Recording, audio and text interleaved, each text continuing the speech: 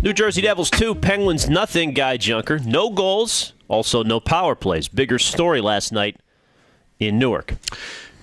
I thought the game was almost an instant replay, the game against the Bruins. They gave up a goal. Greiss was in net, gave up an empty net goal late, played pretty well, pretty hard, got lots of shots and chances. To me, the bigger story was not a single power play. That's happened more other times this year that didn't rile me up as much. Maybe I'm reading the conspiracy. I'm being you. I'm getting a conspiracy theory here. It's a couple of days after a game in which they took 64 penalty minutes, in which Steve Downey bowled over a linesman, in which Chris Kunitz shot a puck at a referee. New Jersey gets 0 penalties in the game. And, well, they got 1 penalty, but it was a coincidental with an embellishment against the Penguins. Well, they they're couldn't Devils. Even give They're them a power innocent. play there. But Chris Letang tripped on a 6-on-5 late in the game. Blatant trip. Craig Adams, cross-check right before the Devils got the only regular goal. And another, the Letang penalty happened right before the empty net goal. So both goals New Jersey scored came immediately after blatant penalties that should have been called against the Devils were let to go by.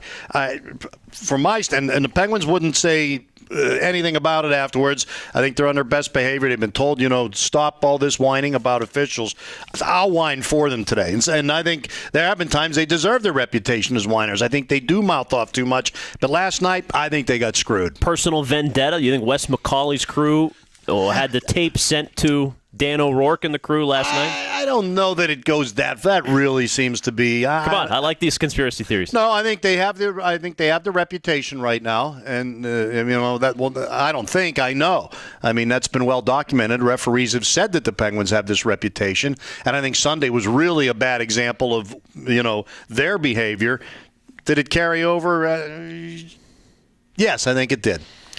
Yeah, everybody sees these games. Everybody sees the Chris Letang mocking the linesman as he's getting sent off from the penalty box. Letang, no surprise, is the guy that has the most egregious non-call against him last night. They also have a tough time scoring goals, though. And Downey with Adam Larson knocked Downey down. Boom, 2 hands on the stick right in the middle of the back.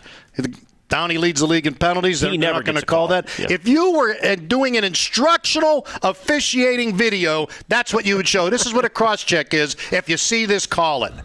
Like from that slap shot where the goalie's giving you the play-by-play of what a hooking penalty is. They should have Downey's video there. Well, this team has some problems scoring. They're without Malkin, without Hornqvist. It doesn't help.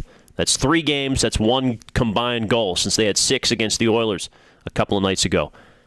How do they get scoring?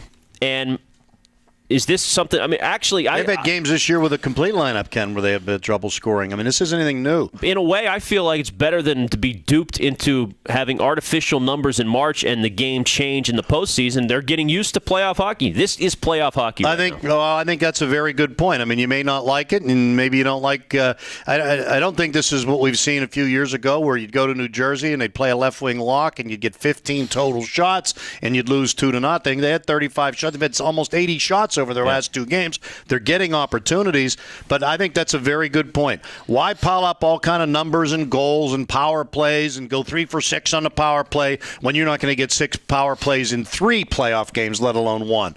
So this is a little more You're getting playoff officiating early this year. Maybe that makes them better, but actually all it's doing is making their failures in the regular season that they usually have in the postseason. It's a league-wide thing, too, for the most part. A lot of 2-1 games, tough to score in this league.